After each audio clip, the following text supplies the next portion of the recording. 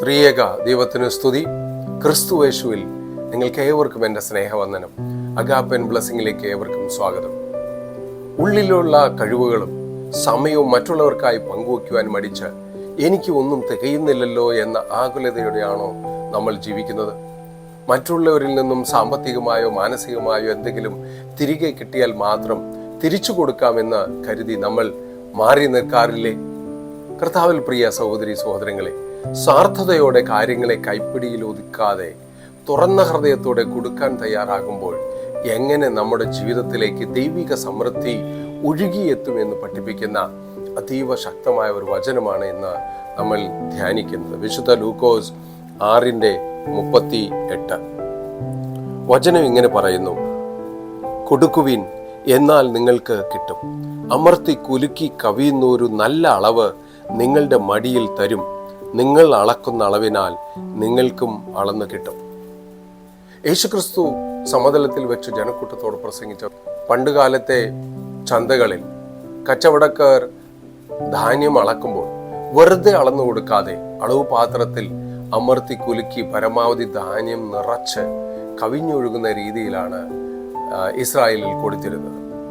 ഇതൊരു ബാഹ്യ ചിത്രം കാണിച്ചുകൊണ്ടാണ് കർത്താവ് ഈ വചനം നമ്മോട് സംസാരിക്കുന്നത്. നമ്മൾ ഉദാരമായി കൊടുക്കാൻ തയ്യാറായാൽ അത്രത്തോളം സമൃദ്ധിയായി സ്വർഗം നമുക്ക് തുറന്ന് തിരികെ തരും. നമ്മൾ മറ്റുള്ളവർക്ക് നൽകുന്ന അതേ അളവ് പാത്രം വെച്ചാണ് സ്വർഗവും നമുക്ക് അളന്ന് തരുന്നത്. ഈ വചനം നമ്മെ പഠിപ്പിക്കുന്ന കുറച്ച് കാര്യങ്ങളുണ്ട്. തുറന്ന കൈകളോടെ ജീവിക്കുന്നവന് മുമ്പിൽ മാത്രമേ അനുഗ്രഹത്തിന്റെ വാതിലുകൾ തുറക്കപ്പെടൂ എന്നതാണ്. കൊടുക്കുന്നത് ദൈവത്തിന്റെ സ്വഭാവമാണ്.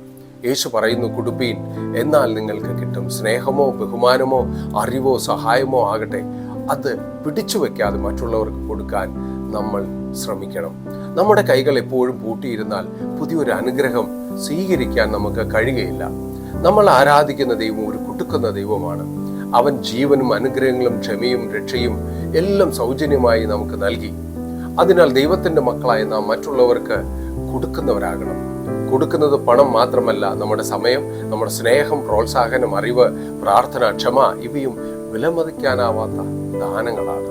നമ്മൾ എത്രത്തോളം നന്മ ലോകത്തേക്ക് നൽകുന്നു അത്രത്തോളം അത് അമർത്തി കുലുക്കി കവിയുന്ന അളവിൽ നമ്മുടെ ജീവിതത്തിലേക്ക് തിരികെ വരും. അതാണ് law of seed and harvest.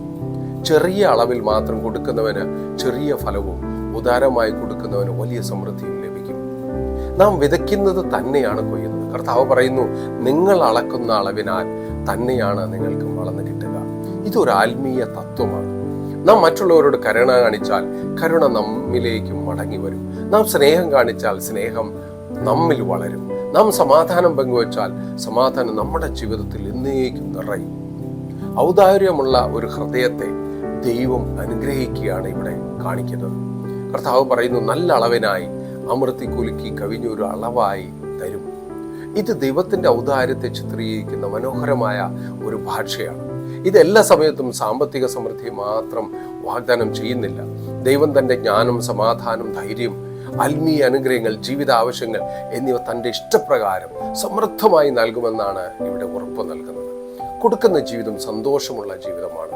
സ്വന്തം കാര്യങ്ങൾ മാത്രം നോക്കി ജീവിക്കുന്ന ജീവിതം ഒടുവിൽ ശൂന്യമാകും. എന്നാൽ മറ്റുള്ളവരെ അനുഗ്രഹിക്കുന്ന ജീവിതം അർത്ഥപൂർണമാകും. ഒരു നല്ല വാക്ക്, ഒരു നല്ല സഹായം, ഒരു നല്ലൊരു പ്രാർത്ഥന, ഒരു പുഞ്ചിരി, ഇത് ഒരാളുടെ ജീവിതം തന്നെ മാറ്റിമറിക്കും. നമ്മെ ദൈവരാജ്യത്തിലെ ഒരു മഹത്തായ ആത്മീയ തത്വമാണ് ഇവിടെ പഠിപ്പിക്കുന്നത്. ഇന്ന് നമുക്ക് സ്വയം ചോദിക്കാം, നാം മറ്റുള്ളവർക്ക് സ്നേഹം നൽകുന്നുണ്ടോ? ക്ഷമിക്കാനും സഹായിക്കാനും ഞാൻ തയ്യാറാണോ? ദൈവം എനിക്ക് നൽകിയ അനുഗ്രഹങ്ങളെ മറ്റുള്ളവരുമായി പങ്കിടുമോ? നമുക്ക് സന്തോഷത്തോടെ കൊടുക്കുക. ദൈവിക സമൃദ്ധി നമ്മുടെ ജീവിതത്തിൽ കവിഞ്ഞൊഴുകും. ഔദാര്യവും കരുണയും നമ്മുടെ ജീവിതത്തെ നയിക്കും. ദൈവം നമ്മുടെ ഹൃദയങ്ങളെ സ്നേഹത്താലും കരുണയാലും നിറയ്ക്കുകയും മറ്റുള്ളവർക്ക് അനുഗ്രഹമാകുന്ന ജീവിതം നയിക്കാൻ കൃപ നൽകുകയും ചെയ്യട്ടെ. ആമേൻ.